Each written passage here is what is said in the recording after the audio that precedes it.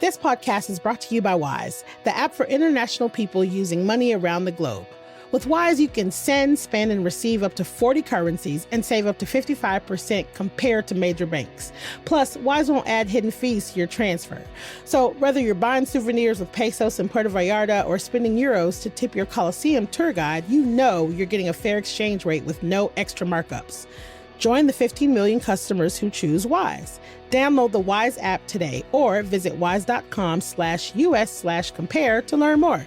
T's and C's apply.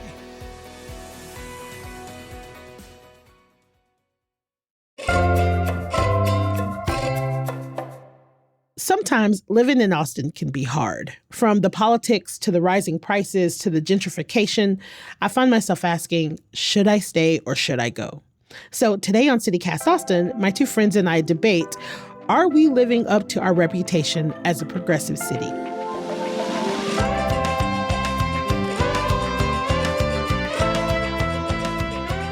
It's Thursday, September 25th. I'm Nikki Devon, and this is what Austin's talking about.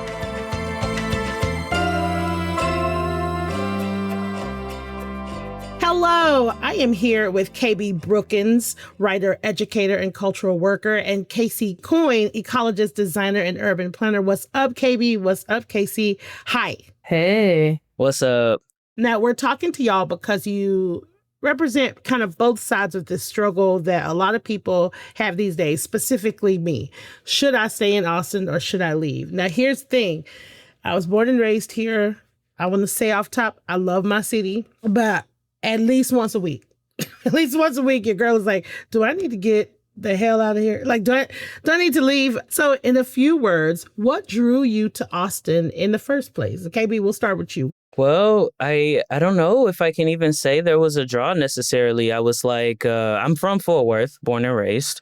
Okay. And I moved out of Fort Worth when I was 22 to San Marcos to go to Texas State. And then after like a year there, I really needed a change, like a bit more distance. And so one of my friends just happened to be moving to Austin. And I was like, okay, great, let's go. You know, I didn't have a job. I didn't have a real plan, like none of that stuff. Nice. Was working security at HEB, you know, and like trying to figure out my life. I was also like very much gender questioning at the time. And I felt like, okay, maybe I can go somewhere where that might be more so accepted, because that is probably the only thing that I knew about Austin was that it was like a queer city that had, like my hometown only had like one queer bar when I was growing up, and it like burned down literally when I was young. And then San Marcos has like one queer bar, right? So like it was like, okay, there are more things in Austin, so maybe I can find more people that can lead me to an eventual answer. So yeah. Nice. Okay. What about you, Casey? I was living in Florida at the time. That's where I'm from originally. So grew up in a conservative state, live in a conservative state. I had come back from Peace Corps, was teaching high school, wanted to go back to grad school. So I taught high school for a couple of years, and I was between Cornell and UT Austin, and, I studied cities. I studied urban planning in grad school. I was like, I don't know if I can do that in Ithaca as well as I can do that in a city like Austin. And around that time, it was when Austin was really growing and changing in a really interesting way. And so I like complex problems, whether it's working on LGBTQ advocacy and policy in really difficult places, or if we're working on how to create more resilient cities. My job is climate resilience focused. And so, I like those challenges. I like being in the South. And so I wanted to move somewhere where those challenges were right in front of me. And I moved here with my partner at the time. And, it was a better place for anyone to grow a career. Yeah. All right. So, Austin was at one point, just very recently, one of the fastest growing cities in the country, right? So, but that growth is slowing down. It's actually slowed down recently, and more people are choosing to leave. Now, I've always said that once you move to Austin for a little while, it gets its hooks in you, especially, I think, as a queer person.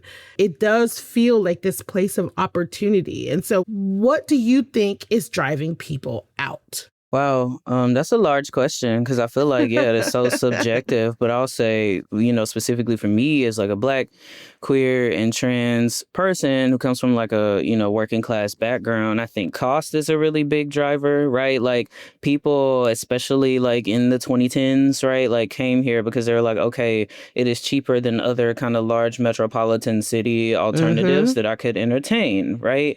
But in the 2025 of things, is that still true? Questions that need answers, right? um, I like remember when I first moved to Austin, I split the rent with my roommate and it was $611. Wow. It was like 1,200 total, and then we split it and it became Okay. 600. That ain't bad. But I'm That like, ain't even bad. that. Yeah, same. 1250 when I moved here. Yeah, with my partner and I, Yeah. we were splitting that when I was in grad school. I mean, there were rats, but you know. It's so real. Not the rats. Real. Not the rats. I remember that price, and I remember now, like, and I know now, like, it's gonna be hard to find that unless you want to be sleeping with the rats. I think also for queer and trans people in particular, politics, statewide politics, Austin is the capital city ultimately. So we are like square right where like the harmful laws are passed, right where like, people are going to be asking us to go to protests and stuff like that. And you will see kind of firsthand like how much people that are supposed to be representing us at the state level are like really invested in the disenfranchisement of trans people especially, but like queer and trans people in general. And that can be just really hard to witness every 2 years when all of those Yeah. legislators like come to the city. It could be like also thinking about a person that like used to be like involved in some capacity in city politics and then also like nonprofit stuff. It can just be kind of hard to survive in that space because like, yes, it is a very moneyed city and it's a whole bunch of nonprofits. I think like, I don't know, the city of Austin has like a very large number of nonprofits in comparison to other cities in Texas. Yeah.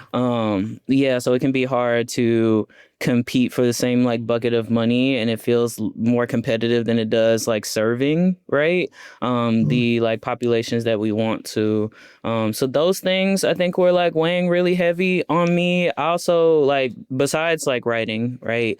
And cultural work, my favorite kind of position that I've had was like being a program coordinator at the UT Austin's like Gender and Sexuality Center. It just fully doesn't exist anymore, Right. because of like Yep. negative state policies, right? And so I was like, I feel like the heartbreaks, can be a deterrent.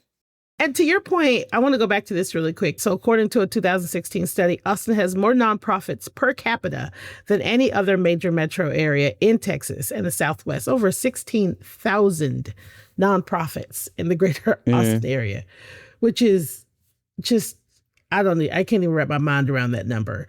So what about you, Casey? I think everyone is afraid right now. I think for a long time when really in my tenure in Austin, it felt like to a certain extent the city could protect me. Yeah. And it doesn't really feel like that anymore. Last Yeah. week, the Department of Justice said that they were opening an investigation on the Equity and Inclusion Office at the city. And so, when we got SB 8 that just passed in the legislative session, that's the bathroom bill that bans folks from using the bathroom that aligns with their gender identity, and that the people who are operating whatever building is where that bathroom is have to enforce gender ideology of the right. Otherwise, they're going to get huge fines. That's unprecedented. Like even in other bathroom bill states, that level of punishment in terms of the financial aspect is unparalleled, and that goes into effect in early December. Yeah, and just to clarify, Senate Bill 8 only applies to government-owned buildings. Yeah, we've been trying to have a lot of conversations about how do we work with law enforcement, and that's a tough conversation for a lot of folks in our community. And what's extra tough is they can't answer. What if you get called to a place where someone is complaining about someone using a bathroom? What are you going to do? Right. Yeah. They can't answer that. And ultimately, local good intention or not, ultimately doesn't have the power that I think felt a little bit safer in previous administrations than it does now. Yeah. And I honestly, I think on top of that, like UT is getting censored. There's entire programs that don't even exist anymore there. Right. You know, I'm working on climate research there with a bunch of different climate resilience research teams, and like they have had to change the way they write grants and figure out what that line is between how much we're going to flex on including certain language. You know, that kind of censorship is also, I think, driving particularly academics out of the state, even though UT is such an incredible university. We're losing such important talent. And I think even aside from specifically thinking about LGBTQ folks, like, honestly, y'all know this, but I used to be the environmental officer for the city of Austin. And I think Austin got real comfortable with our identity as a progressive city and kind of forgot to keep being progressive. Ooh. Honestly, whether it's Agreed. environment, climate, queer stuff, it's just, you know, I'm talking about the formal power structures. Yeah. The policies, No, you're all right. that. Yeah. You know, and we do have one of the most racial justice focused climate action plans in the country. That's incredible, but that predates our current political situation, and it's not being implemented. Not at the scale it needs to be, you know. Right. But then we go to Houston, and Harris County in Houston has just produced a climate justice plan that is incredibly progressive in Houston. So like I just don't know what we're doing here anymore. What do you think keeps people here? Now, I think that the easy question or the easy answer, and what is always my answer, is my community, right? That's kind of like an obvious answer. What keeps people in Austin? Crickets. No, there's plenty of good reasons. And I think honestly, for me, on a personal note, like I'm constantly weighing that balance of how much harm is being done to me or the anxiety I have about tangible harm being done to me. Yeah. Because look, I'm 38. Never in my life have I experienced as much homophobic harassment as I have even in just the last few months. But for me, I don't have kids. I am doing okay with my business, and like I have financial security, and I know that I have power in the fight. Yeah. And I am privileged for a variety of my identities, from my socioeconomic class to the color of my skin. And it feels critical for me to stay in that fight. But I also think, you know, I've always been in the South. I love the South. I think that there is something about queer Southerners that you just can't really explain to folks who aren't queer Southerners. I agree.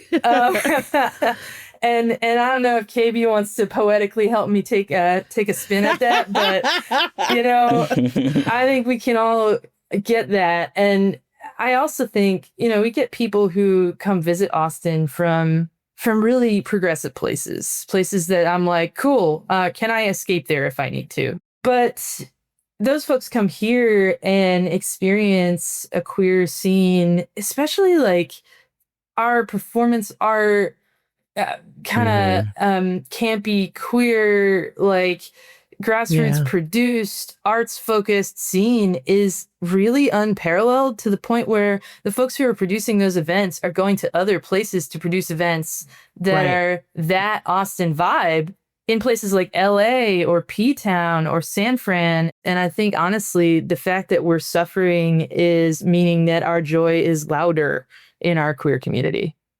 Oh. What about you, KB? What do you think is keeping people here?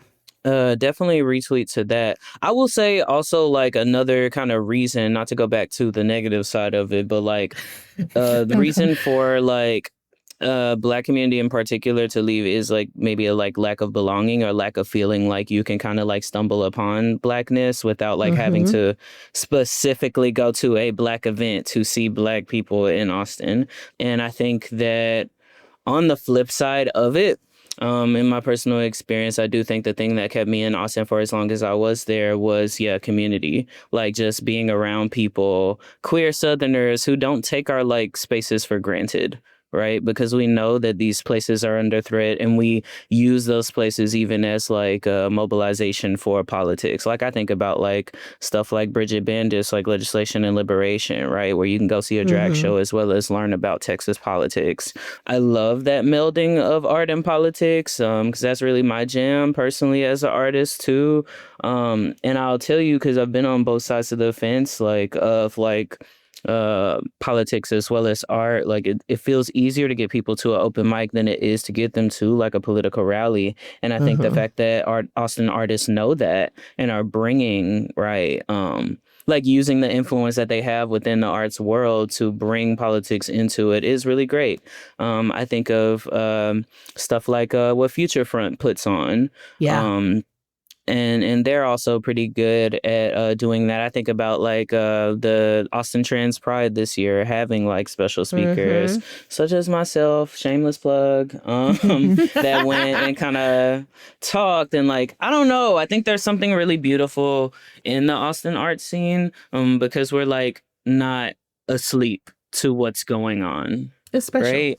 Yeah. So I think that is really a pull because people don't seem to be so like, I don't know. And I'm not trying to disparage these other cities, but like it can be this air of like, oh, it's all good here because we're a blue state, you know? Right. So they don't talk about the reality. Exactly. Like Austin doesn't have that delusion, you know, of like, oh, we're in a blue city, so therefore we're safe. So therefore, like, you know, our drag shows are going to be just purely drag. Right.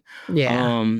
I like that. I enjoy that. I also like, and I mean, maybe it is a side, a product of us having such a nonprofit like culture, right? Is like people often have like benefit aspects to their like shows as well. Like, okay, the proceeds from this show, like a certain percentage of them are going to this cause. I really enjoy that kind of stuff we like as to well. Take care of each other. Yeah. Yeah. There's that trope of like, oh, queer and trans people are just passing around the same like $20, but like, but it's like, that's awesome. I love it. And I'm like, it's kind of true, man. Like, but I have met people in Austin in the time that I was there where I'm like, I will inconvenience myself for you, and that's love. Yeah, you know? Exactly. I will like organize for you, even if you're not like a person I particularly like 100%. You know what I mean? Like I will inconvenience myself for you. Yeah, I love that. Exactly.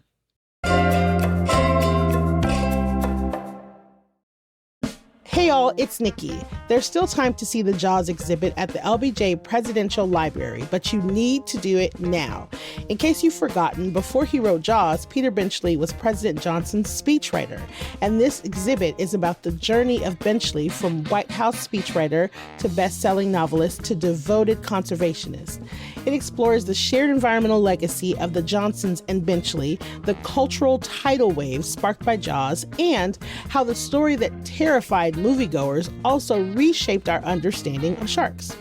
Plus, this year is the 50th anniversary of Jaws' release, and it's the perfect way to end your summer. So see it before it leaves on October 19th.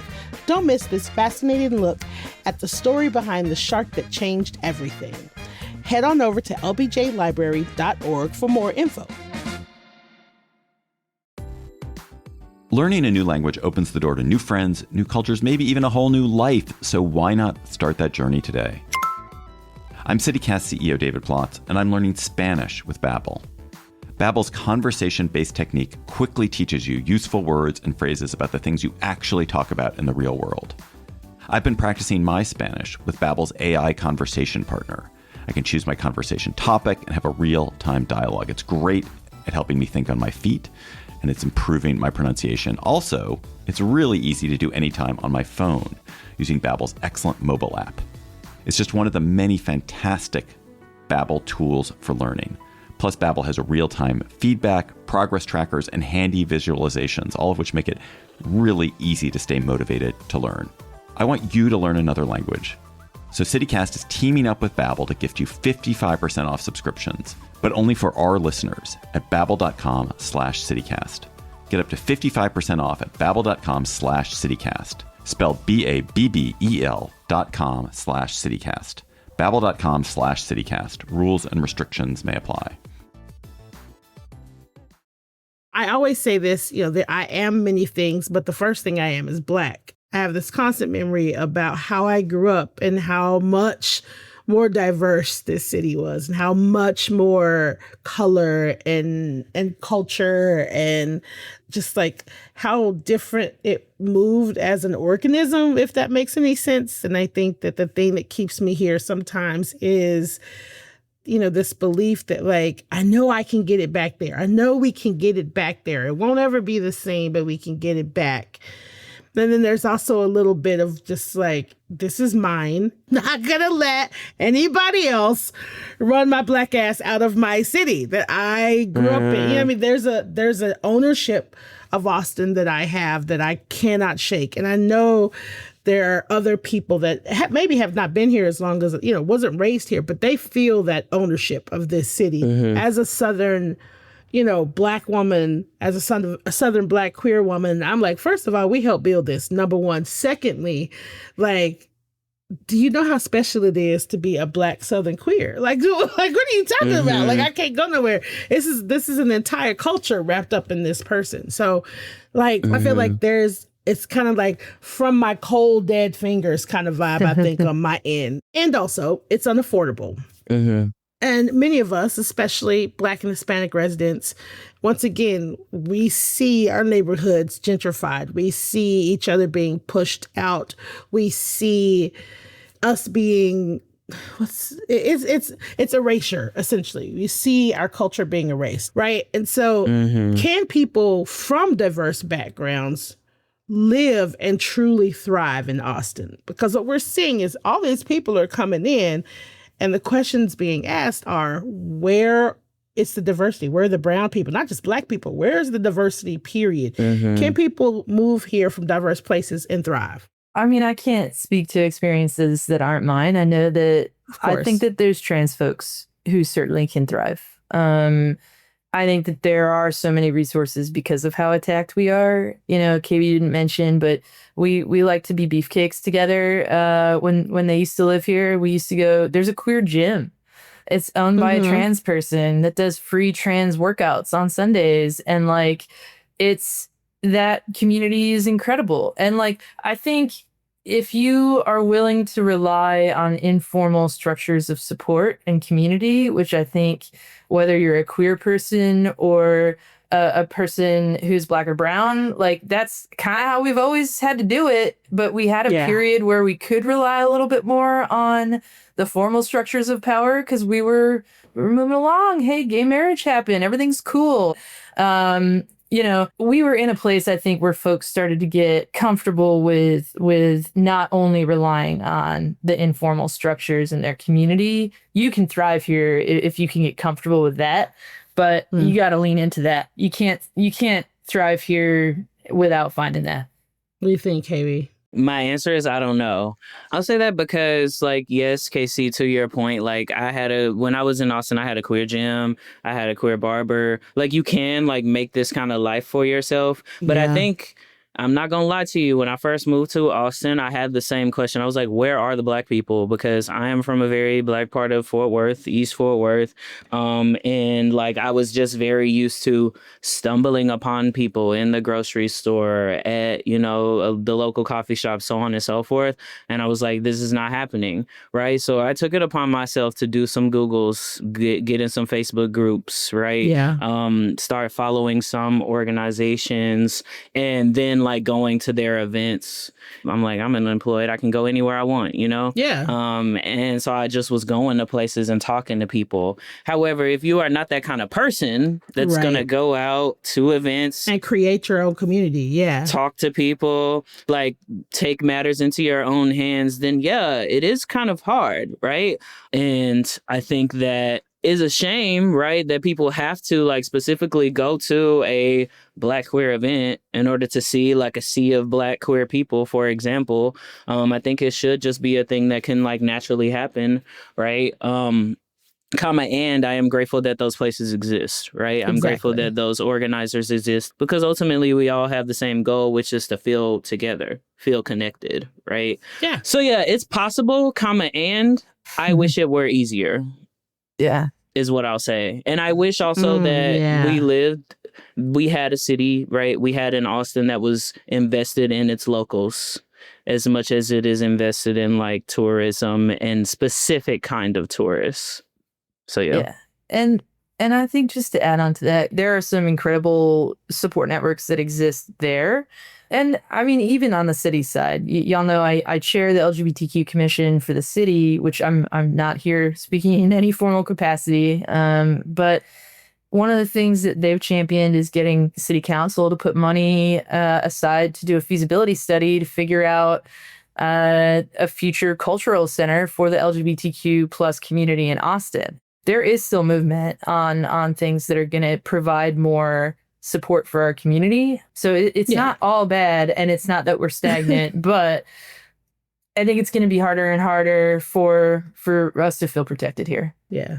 So I want to go back to something that you said earlier. The Texas legislature has passed laws, we mentioned it, that'll make women and LGBTQIA plus Texans, especially trans Texans, feel unsafe or unwelcome here. So like when it comes to Austin specifically, how much of this fear is perception versus reality? Well, we've seen hate crimes happen locally and an uptick in that, including things on video that are horrific, where trans folks are getting attacked, folks trying to intervene are getting attacked.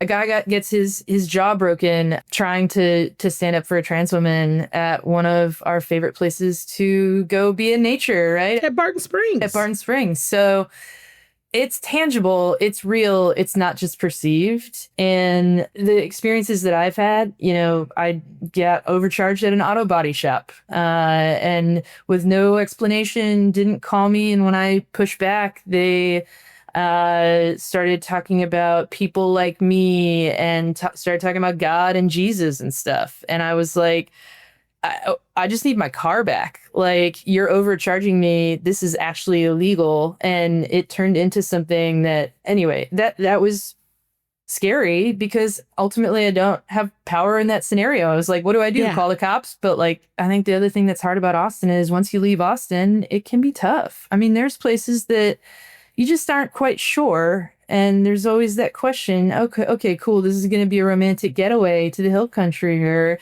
I'm meeting up with my lover. And I actually, one of the other things that happened was in Brenham. I'm dating someone in Houston and we met halfway, and it was like 2 days after this auto body shop thing. And we were holding hands on the way home from dinner and we got screamed at out of a pickup truck. That hasn't happened in a long time. So I don't know. And then on top of that, we have other things like SB 12 that just passed in the legislature that essentially prohibits DEI programs, bans discussions of gender identity and sexual orientation in K through 12 schools. And so not only are we having adults who have hate in their hearts feeling empowered, we also have kids who are going to be missing out on being educated, on people being diverse. And that is going to drive an entire other generation of folks who are fearful of what they don't know. Yeah. Or hate themselves and what's at their in the middle of their heart or their identities and don't feel like they can be themselves. Yeah. What about you, Gabby? How much of this feeling of not being safe is perception and how much is reality? Yeah, I can speak from my like personal experience. I definitely experienced like a lot of anxiety, probably more anxiety than like the whole time that I was in Austin. I was in Austin for 7 years, like in the last year, just with like Kim Paxton making like or requesting like a list of people who had like changed their name and like gender markers or whatever. Like luckily that list was not given, right? But it's like a scare tactic, right? And I was feeling elevated due to that.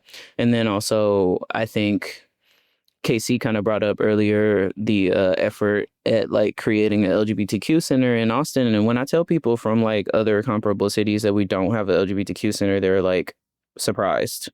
They're like, why hasn't the city just like done this? Yeah. And it feels odd because it's a very queer city, but like we don't have this kind of like basic, functionality of like a queer city, right? Having a central place where people can go and places where people can go for free, because that is becoming so scant. I think that not being there has also given me some trepidation because I'm like, with the times, the way that they are, right? Like, is this project basically just gonna be like dead in the water?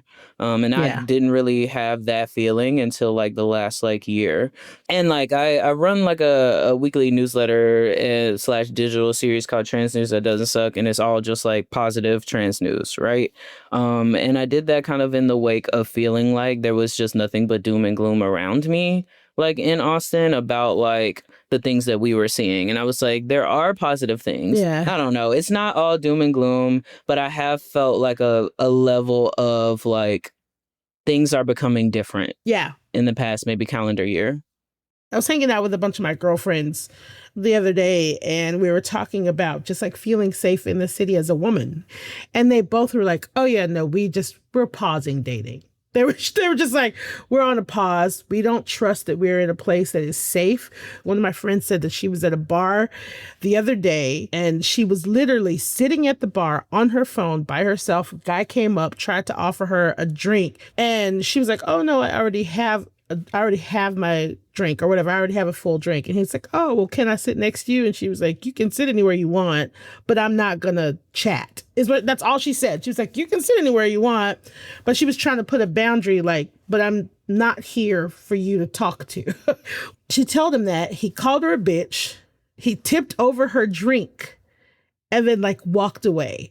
The bartender was like, I'm already on it, kicked him out and all that good stuff. But then she's like, okay, well, what if I leave this bar and this person is out here? And when I'm thinking about the totality of Austin's safeness and safety and how they're changing, I have that on one side of my brain where I'm like, these men out here acting crazy and out of pocket. But then on the other side of my brain, I'm sitting in a completely different bar and the bartenders are talking about the bathroom bill. And I'm ear hustling and I'm like, shit, is this going to have to be one of those times where I don't come back to this bar because they talking shit? But it's completely the opposite. And, you know, there's a lot of confusion about this bill. So private businesses are worried about this, too. The guy was like, well, okay, well, we'll just like take the gender off and write water closet on the front of it. And then everybody can use whatever bathroom they want to. Like it was just like, like he didn't even, it was like, it's a no brainer. We'll paint over it. And these are small, tiny things, but they're a big deal.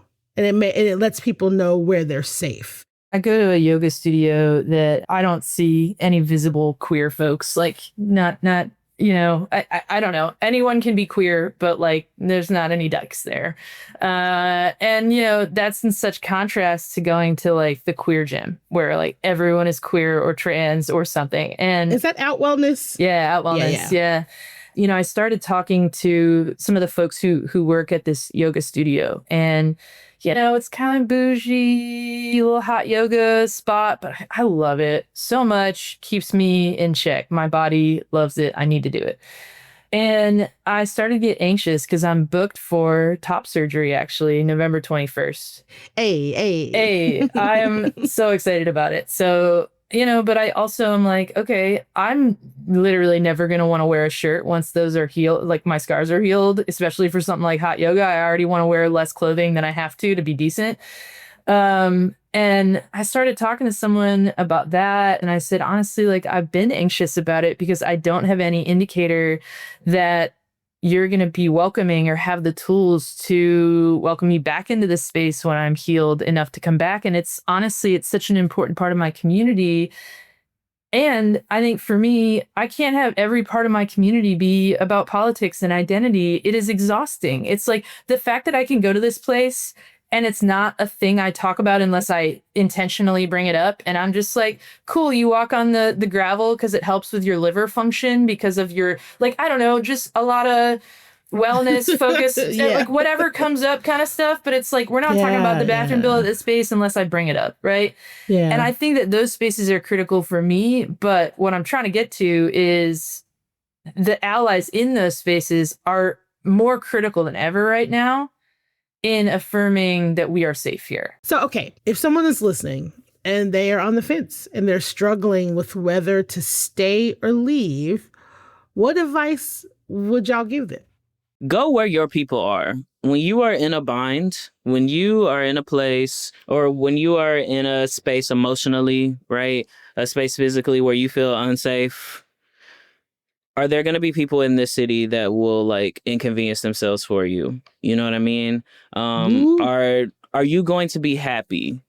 Right? Go to the place where you're going to be like truly happy and you can like calm down your nervous system. It's not normal to be activated all the time. So where can you go that is not going to like activate your system? And you know, a big wedging point for me, very small caveat, is like I felt like I wasn't writing anymore. And like no matter what, like any other thing that I do, like writing comes first. So I also had to go somewhere where I could have a clear head enough to write. An inspiration, yeah. So like what matters to you, and can you do that in the place where you stay? And I think that should drive leaving or staying. What about you, Casey? I think for me, it just feels really personal. Kind of similar to what I started talking about at the very beginning. You know, I that balance of feeling the challenge of knowing that if I do good work, I can be impactful in a way that's deeply meaningful drives me so much that sometimes, and I've gotten in trouble in the past where I overcommit and I burn myself out. I think figuring out that balance for you and everyone is different. Like I want to be in the work. I want to be impactful in places that are difficult. And that is just who I am. You know, like I after a period of burnout, I was like, I think I just want to make, I think I just want to water my tomatoes in my underwear more. You know, like, yeah, I needed some I need to regulate more time, but I think that's because I let the balance get out of hand. And I think if you are a person who wants to be a part of community and has some fight in your heart, and that impact is important to you, then stay and fight. As long as you're connected enough to your heart and centered and aligned in yourself to know when that balance is off and you need to recalibrate either locally or you need to recalibrate by getting out. The anxiety and how dysregulated folks might feel here, like that's part of why actually having a mental health practice and being connected to yourself is so critically important to whether or not you can thrive in a place like Austin or really anywhere. Because you need to have that relationship with yourself to know when it's time to step back, when it's time to leave, regardless of where you are. Yeah. And regardless of whether or not it's the city or a job or a relationship, all those things. Yeah. For me, I like to serve. And what that looks like is different for me. I serve through creativity. I serve through talking to people and forming connections and introducing people. I'm still able to be creative in a way that makes me feel good and makes me feel like I'm serving and I'm offering something to the city. I'm offering something back. You know what I mean?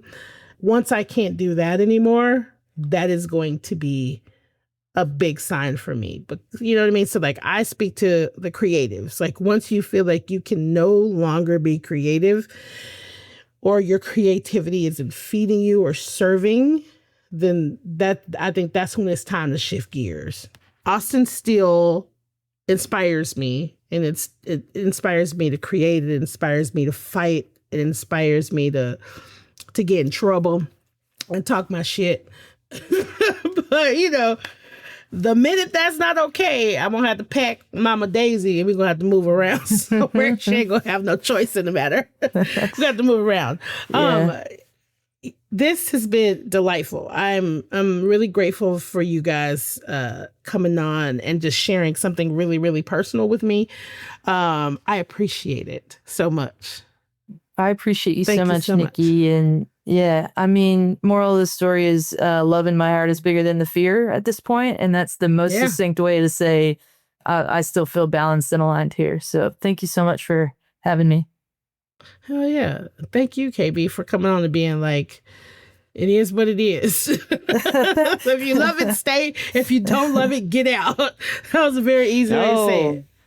I mean, there are surely things that I love, and I don't like to like operate in extremes. It's not like Yeah, of everything's all course. bad, and it's also not everything's all good. It's just like, where can I thrive, and what matters to me most, and what matters to me most is being able to write, and being able to like ultimately feel balanced. So I'm grateful. And I owe a lot to the time that I was in Austin. I met like friendships that I will have for the rest of my life, hopefully, if they'll have me. So yeah, like ultimately people need to do what feels best for them.